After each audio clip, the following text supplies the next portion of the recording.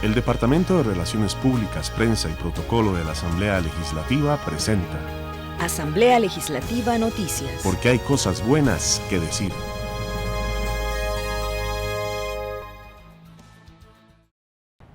Bienvenidos a la Asamblea Legislativa. Usted está con el noticiero Asamblea Legislativa Noticias. Vamos al detalle de las informaciones. Oposición con dudas de autorizar nueva emisión de eurobonos.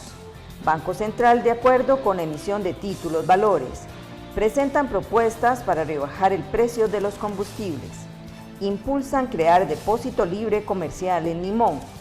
Investigarán posible inacción del gobierno para ampliar contrato de Viteve. La SUGEVAL realizó observaciones al proyecto que abre el mercado de deuda pública y varias organizaciones más presentaron dudas.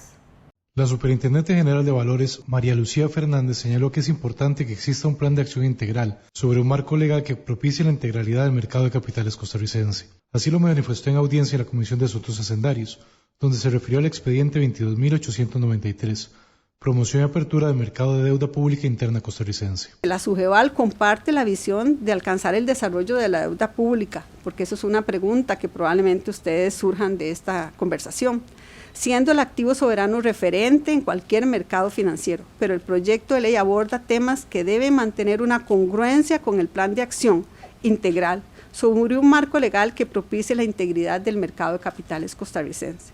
La diputada Pilar Cisneros, de la fracción oficialista, preguntó si es necesario impulsar esta propuesta, ya que a criterio de la SUGEVAL, la legislación en este tema tiene un rezago importante. En la exposición usted dijo que necesitamos un mercado abierto para poder bajar costos, ¿verdad? También dice que la ley reguladora tiene un rezago importante y que eso inhibe el desarrollo de nuestra economía. Y que este proyecto de ley es solo una modernización parcial. Entonces, mis preguntas muy puntuales son, ¿sí o no impulsar este proyecto, verdad? Y si hay que mejorarlo, ¿qué cosas hay que mejorar, verdad? Y la otra pregunta es, ¿avanzamos un paso a la vez o mejor, mejoramos este proyecto y avanzamos un paso grande? ¿Qué es lo que usted opina? Un proyecto de modernización de la ley reguladora del mercado de valores. Eso daría muchas respuestas a las dudas que tenemos de este proyecto. Por su parte, la legisladora Paulina Ramírez, de la Fracción de Liberación Nacional, señaló que ya existen recomendaciones de varios organismos internacionales donde solicitan que haya un proyecto más integral en esta materia. Agregar que hay una recomendación técnica de asistencia técnica tanto del Fondo Monetario Internacional, del BID, de la OCDE y otros que ya fue planteada y de conocimiento de los diferentes organismos. Creo que si esa recomendación habla de un proyecto más integral y más robusto que la recomendación, estoy entendiendo, es buscar un proyecto que sea de esta forma. Entonces, pienso que eso es muy importante, un insumo importante para esta comisión. Este proyecto de ley pretende modificar la legislación vigente de forma que se eliminen los obstáculos que dificultan el acceso de los inversores extraterritoriales a los mercados de deuda pública local. Los representantes de la Bolsa Nacional de Valores y de la Cámara de Intermediarios Bursátiles y Afines señalaron una serie de modificaciones necesarias al expediente 22.893 que busca la promoción y apertura del mercado de deuda pública interna costarricense que se tramita en la Comisión de Asuntos Hacendarios. César Restrepo, de la Bolsa Nacional de Valores, fue claro ante los diputados que el proyecto no es integral ni resuelve el problema de fondo que es la atracción de inversión extranjera. Señaló que se crean figuras que quedan por fuera de la supervisión de SUGEVAL, como el Banco Central y el Tesoro, que no son supervisados, y se asignan funciones al Banco Central de Costa Rica que no son propias de su actividad. Nosotros creemos que este proyecto de ley se queda corto. Los objetivos del proyecto de ley estamos totalmente de acuerdo, pero gran parte de los proyectos que se están generando en ya se pueden realizar con la infraestructura que tenemos. Hay unas adecuaciones que se deben hacer, como es en el tema tributario, pero en la infraestructura ya tiene la capacidad y no es necesario entrar a que otros entes que no cumplen y no deben realizar estas funciones las ejerzan. Similar es la posición del presidente de la Cámara de Intermediarios Bursátiles, Freddy Quesada Miranda, quien señaló que la iniciativa afectaría al inversionista local y generaría una fragmentación del mercado. El legislador de Nueva República, Pablo Cibaja, consultó al presidente de la Cámara sobre la importancia del proyecto. Existe interés de ampliar y crear más plataformas para mejorar la gestión de la deuda interna. ¿Creen ustedes que con esto se mejoraría realmente la colocación primaria y la negociación secundaria de la deuda pública? Sí, y no quisiera ser repetitivo, pero volvemos al mismo tema. Para crear apetito e interés en los participantes internacionales, la forma de ampliar nuevas plataformas no es la adecuada, lo contrario, eso destruye valor. O sea, lo que necesitamos en este momento es tener un producto atractivo, que en este momento no lo tenemos. Y precisamente para eso vuelvo y reitero, es necesario este programa de creadores de mercado, que creemos que va en buena línea y se está trabajando y se trabajó con el gobierno anterior y se le delegó al nuevo gobierno continuar con este programa de creadores de mercado que debemos implementar cuanto antes. Las plataformas lo único que son es un vehículo. Las plataformas no van a hacer más atractivo o más interesante un producto. El producto es el que hace interesante para que el inversionista pueda venir al país a invertir. Por su parte, el jefe de fracción del Partido Liberal Progresista, Elí Fensay, consultó sobre qué falta para desarrollar un mercado más dinámico de la deuda pública en Costa Rica. Sin duda alguna es un reto que tiene el gobierno, que tiene el país, que tenemos el mercado de capitales para poder apoyar este financiamiento. El éxito de un gobierno del buen manejo de la deuda pública es tener un programa de creadores de mercado. Y perdón por estar repitiendo tanto esto y hacer énfasis, pero es algo que requiere el país. Y definitivamente el tener un programa de creadores de mercado organiza al mismo Ministerio de Hacienda en sus finanzas. ¿Y a qué me refiero con esto?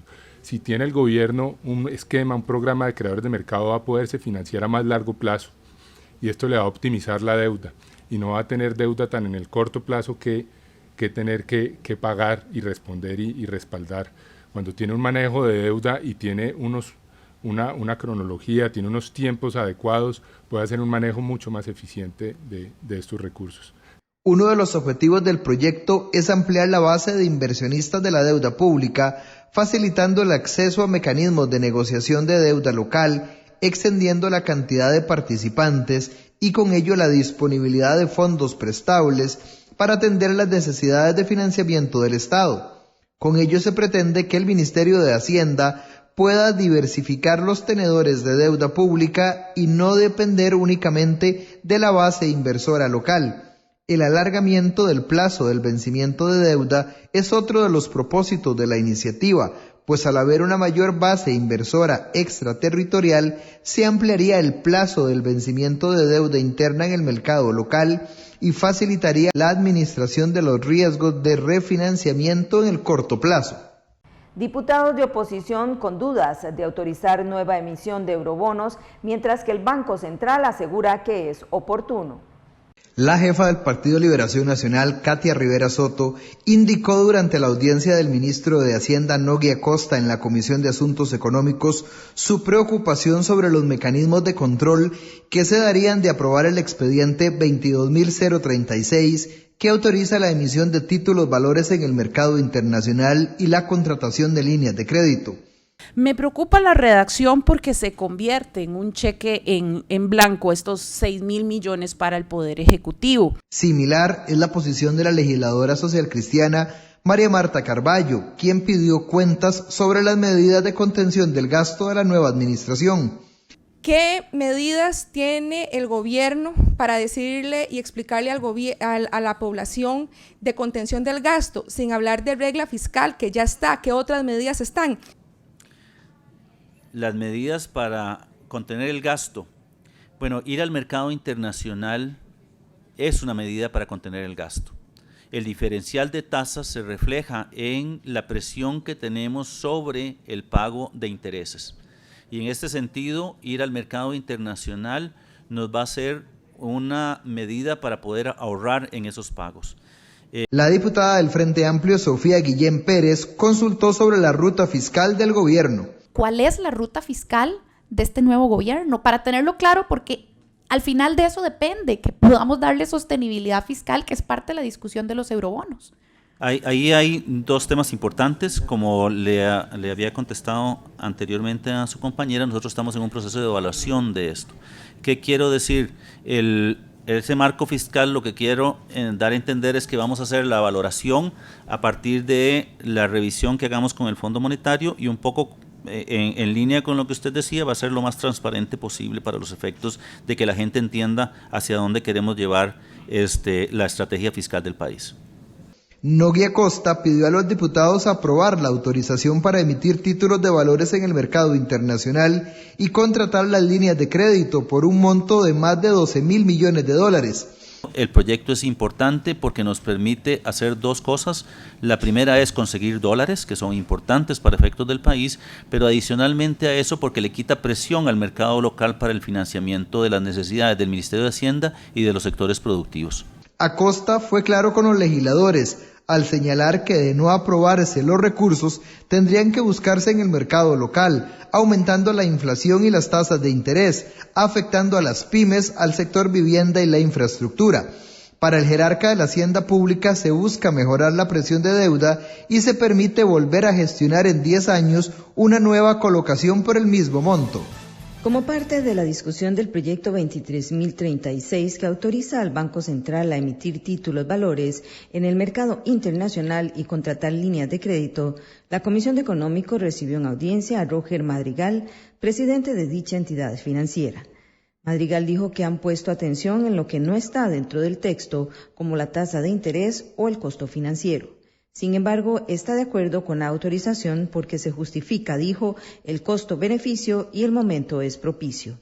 ¿En qué medida este proyecto influye sobre los requerimientos de divisa en el mediano plazo? Esto lo que haría es más bien apoyar el mercado cambiario en el mediano y largo plazo. Porque lo que este proyecto lo que ayuda es a la sostenibilidad fiscal. Se trata de 6.000 millones de dólares con fechas establecidas de 5 años y la línea de crédito por 500 millones de dólares que se pueden utilizar en un plazo de 1 año. Diputados del PUS encabezan propuestas para rebajar el precio de los combustibles. Diputados del Partido Unidad Social Cristiana encabezan las propuestas para rebajar el precio de los combustibles. Liberal Progresista ya presentó una y se está a la espera de que el Poder Ejecutivo presente proyectos en ese sentido. Leslie Jorges presentó el expediente 23.133, ley para eliminar los abusos en el impuesto único sobre los combustibles. La propuesta establece que el impuesto que se cobrará para un combustible en particular se calculará con el porcentaje del precio de venta vigente en el semestre anterior. El diputado del Partido Liberal Progresista, Gilberto Campos, presentó el expediente 23.130, ley para eliminar la actualización trimestral del impuesto único sobre los combustibles. Un mecanismo muy perverso de actualización automática. Ese mecanismo es lo que ha hecho crecer prácticamente una bola de nieve durante muchísimos años desde que se aprobó la reforma que unió todos los impuestos que le aplicaban al combustible en uno solo. Eliminar ese mecanismo no le genera al Estado un hueco fiscal, no le genera al Estado una presión sobre los gastos. En la actualidad el impuesto único se actualiza de forma trimestral. Por su parte, el proyecto del legislador Carlos Felipe García tiene como objetivo eliminar el impuesto al valor agregado, que se le carga al servicio de transporte combustible. Hemos planteado exonerar del pago del IVA el transporte de la refinadora costarricense de petróleo a las estaciones de servicio, ya que en lo que paga de IVA ese traslado, se le está trasladando el costo a los consumidores. Creemos que logrando esta exoneración, podemos mitigar un poco más el precio de los combustibles y también de una sola vez ahorramos este trámite en el proceso que involucra a Hacienda. En la Comisión de Asuntos Económicos y en el plenario hay una serie de proyectos a la espera de ser discutidos, pero no han sido convocados por el Poder Ejecutivo para el periodo de sesiones extraordinarias. El gobierno había anunciado que vetaría cualquier proyecto que buscara rebajar el impuesto que pesa sobre los combustibles, alegando que generaría un hueco en las finanzas públicas, a menos que se diga cómo se repondrían los fondos que se dejarían de percibir. Contraloría presenta observaciones al proyecto del Sistema Nacional de Inversión Pública. La Contralora General de la República, Marta Costa, presentó observaciones al expediente 22.470, que propone la creación del Sistema Nacional de Inversión Pública, que se discute en la Comisión de Gobierno y Administración. El sistema busca ordenar y unificar el proceso de inversión pública de las instituciones para poder concretar los proyectos de inversión de mayor impacto en el bienestar de la población. Acosta sugirió a los legisladores ajustar el enfoque del proyecto de ley. El proyecto de ley define roles y responsabilidades de ciertos actores y para robustecer la gobernanza del sistema nacional se podrían incorporar actores que desarrollan actualmente funciones relevantes en los procesos de inversión. Por ejemplo, el caso de las secretarías de planificación sectorial, que tienen roles de seguimiento de proyectos o de apoyo y asesoría al ministro rector.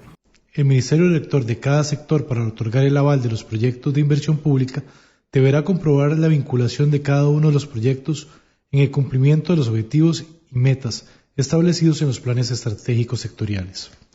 Ningún ministerio u organismo autónomo podrá iniciar los trámites para obtener créditos internos y externos destinados al financiamiento de proyectos de inversión pública sin la previa autorización del Ministerio de Planificación. La diputada Paola Nájera consultó qué le falta al proyecto para llegar a todo el Estado.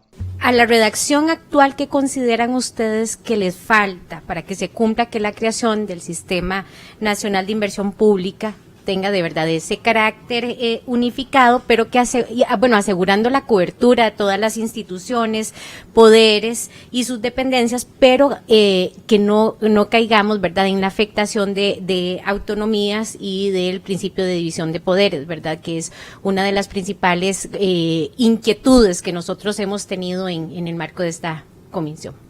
La Contralora resaltó que debe existir un marco orientador.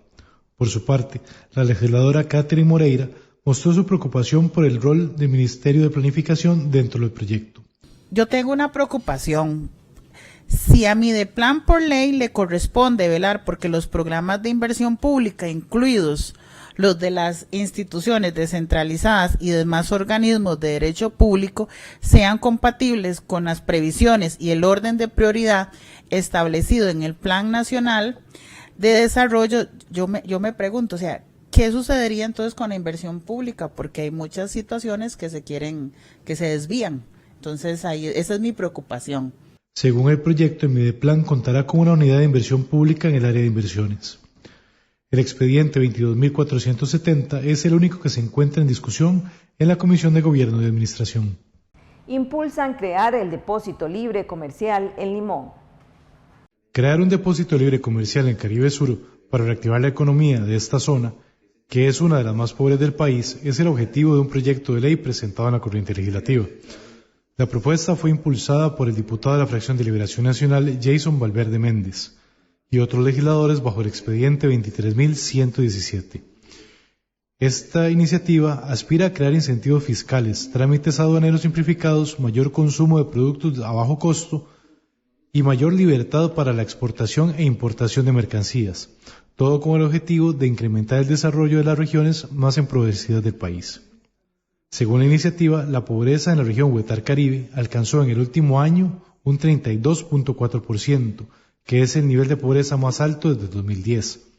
La pobreza extrema en esa región alcanzó el 10.4%.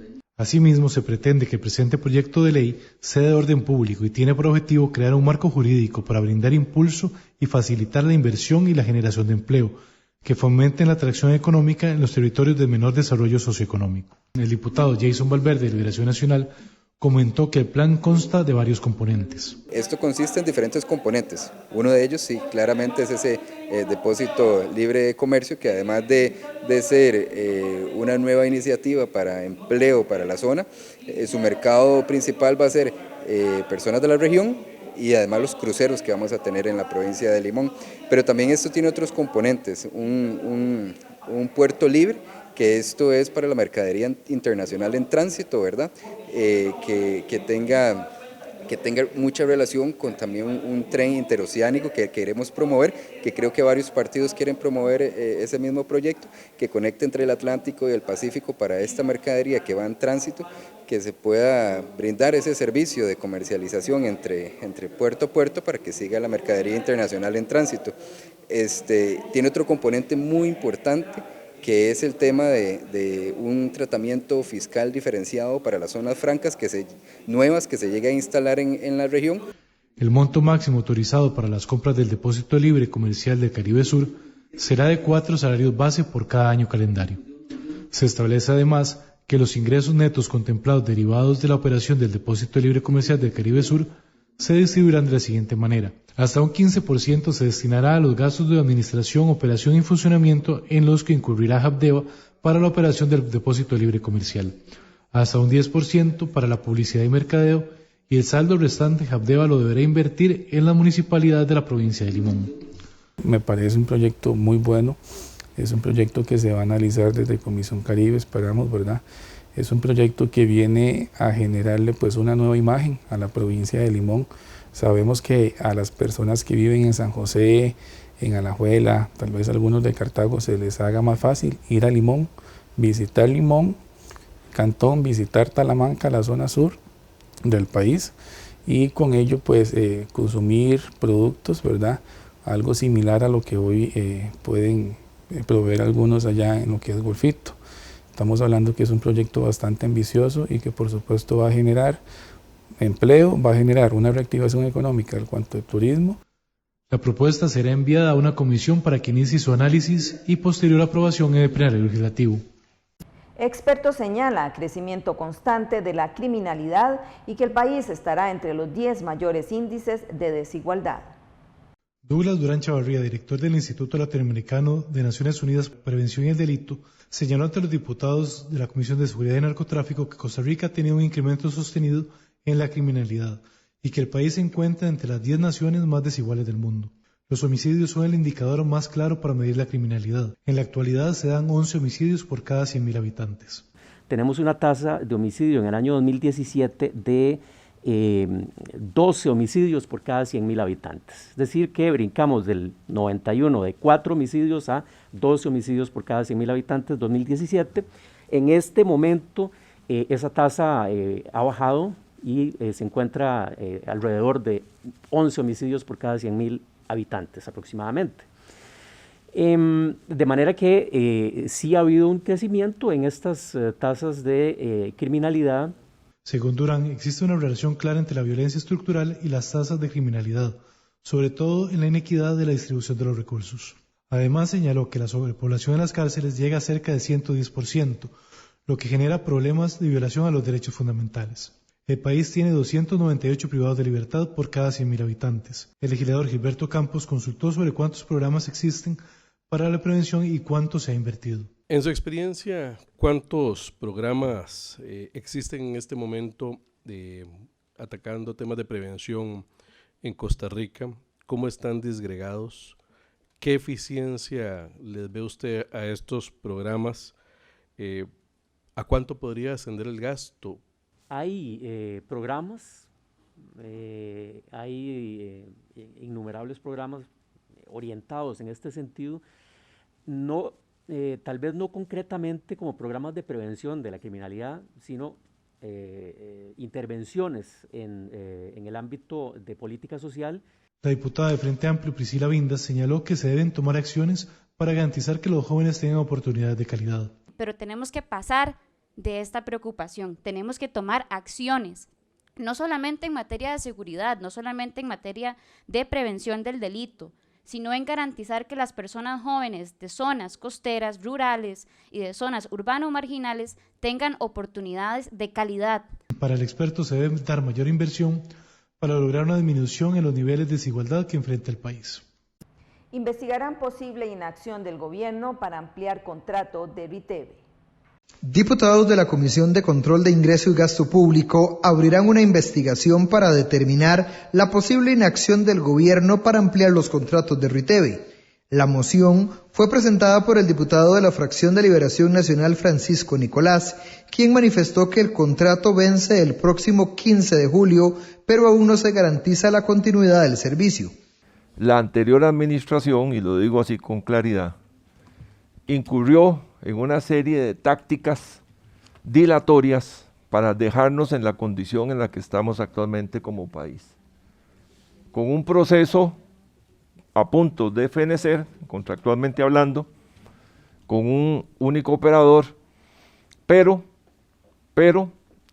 obligando al actual gobierno a tener que hacer un esfuerzo sublime para poder mantener el nivel de servicio como tiene que ser la revisión técnica. Incluso, tan es así que el tema sí tiene interés actual, que la misma Contraloría General de la República acaba de anunciar que habría un procedimiento contra los exfuncionarios que tuvieron que ver con este proceso. Acá tienen, señoras y señores diputados, una línea de tiempo muy clara donde se ve de manera explícita cómo paso a paso los exfuncionarios altos jerarcas del Ministerio de Obras Públicas y Transportes fueron dilatando el proceso hasta llevarnos a la condición de vulnerabilidad en la que estamos hoy por hoy. Por su parte, la diputada oficialista Pilar Cisneros dijo que está en contra de la moción, aunque reiteró que el contrato vence hasta dicha fecha. El gobierno no ha anunciado ni ha tomado acción inmediata, porque el contrato está vigente y hay que respetarlo, ¿verdad? Y ya se tiene un plan de ruta.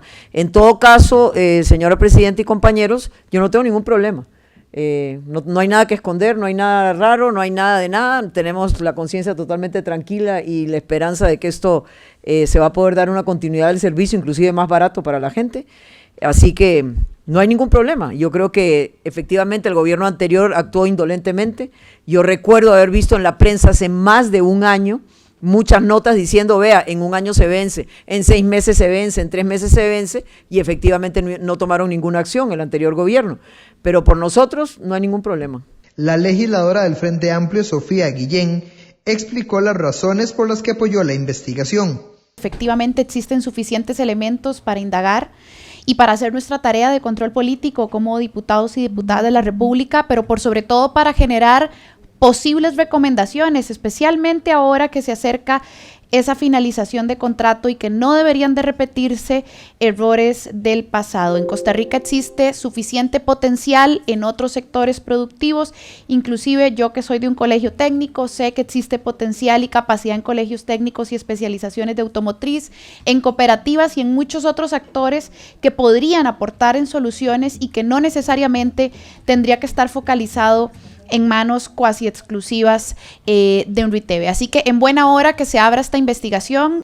La moción establece además que hoy en día no se ha iniciado el proceso de contratación de los nuevos prestatarios del servicio.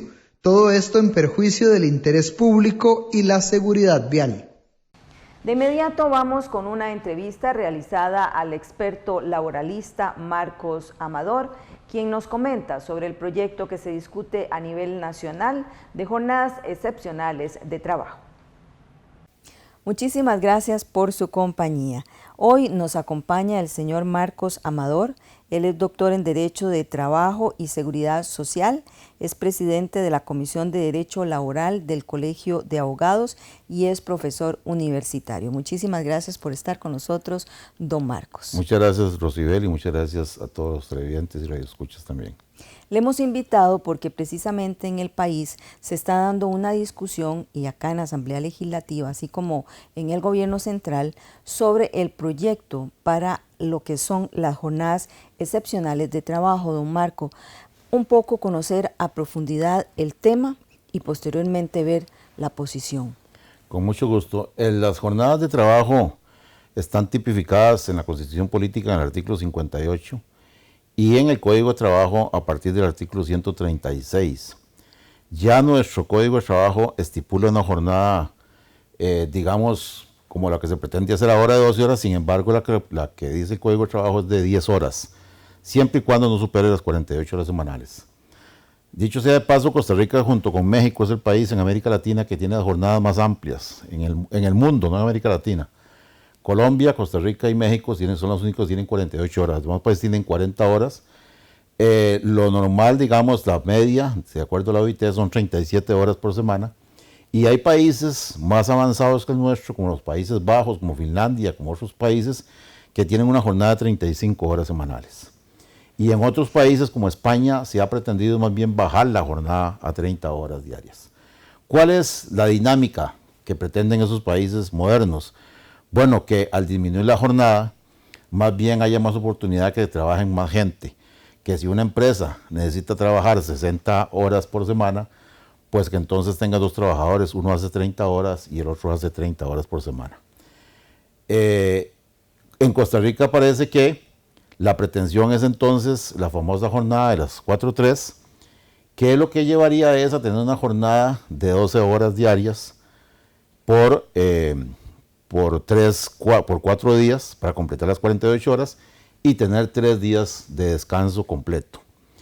El gran problema no es tanto que la jornada sea de 12 horas, el gran problema es el sistema costarricense que no permitiría que las personas puedan tener una jornada tan amplia cuanto con las presas que tenemos en este país, ¿verdad? Con las distancias que tenemos, con el servicio tan malo de transportación. Aquí tenemos que decir que si una persona trabaja 12 horas, tiene que agarrar por lo menos 1 hora, hora y media de ida, 1 hora, hora y media de vuelta, de tal suerte se convertiría entonces en 14, en 15 horas de jornada. Y eso es violatorio, digamos, de los derechos internacionales, del derecho de la OIT, de convenios firmados por Costa Rica que son supraconstitucionales, incluso ha dicho la Corte Interamericana de Derechos Humanos. ¿Por qué son supraconstitucionales?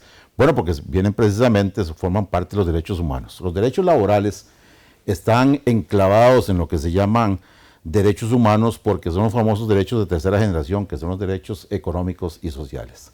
Dicho eso, y para no desviarnos mucho del tema, el problema que tenemos aquí con este tipo de jornada es que, si bien es cierto, el proyecto de ley pretende que sea de libre, de común acuerdo entre patrón y trabajador, tenemos 2 aristas que tal vez no se han visto claramente. Uno es que de por sí ya el 136 del Código de Trabajo establece que no se pueden trabajar jornadas de 10 horas en este momento en aquellos trabajos que sean insalubres, peligrosos, etc. Ahí entonces estaría absolutamente prohibido hacerlo, porque además la Constitución también lo dice y habría que hacer una modificación al artículo 58 de la Constitución. Pero por otro lado también subyace en el fondo de ese tipo de jornadas el que no sería un asunto de libre acuerdo, sino que sería de libre acuerdo para el patrono. ¿Por qué libre acuerdo para el patrono? Porque el patrono sencillamente va a contratar a una persona y le dice, mire, la jornada aquí son de 12 horas, no le sirve, pues no lo contrata, y punto. Pero no es que se pongan de acuerdo, se podría poner de acuerdo con el trabajador que ya está instalado. Pero los trabajadores que se incorporarían ahora al nuevo trabajo tendrían que seguir las directrices del patrono que los va a contratar. Don Marco, pero precisamente en eso están los señores diputados discutiendo, porque esa es la preocupación de algún sector, de que se le limite al trabajador de esa forma el trabajo y se vea en la obligación de renunciar porque no puede. Entonces la idea es introducir tipos de cambios como este para que sea opcional, que si usted quiere lo opte por ese espacio, o que haya alguien que, ¿verdad?, personas que no tengan muchos compromisos familiares y que puedan optar por este negocio. Sería como algo más adicional a lo que ya existe. Perfecto, pero en este momento, digamos, eso está bien para la gente que hoy está trabajando en la empresa. Pero recuerden, en el país hay libertad de contratación. Yo, patrono, contrato a quien quiera. Y si yo, patrono, viene una muchacha que tiene un hijo, que por tanto no puede darle el hijo 12 horas solos en una guardería, porque no existen guarderías de 12 horas para niños, y viene y me dice que no puede trabajar 12 horas, yo, patrono, le digo, no me sirve.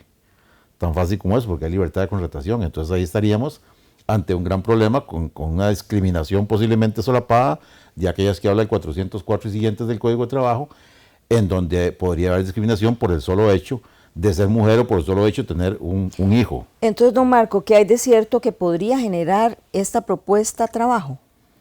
Vamos a ver, ¿podría generar trabajo? Claro que sí podría generar trabajo, sin lugar a dudas. Toda jornada que usted haga nueva podría generar más trabajo porque se adapta precisamente a las necesidades de las empresas.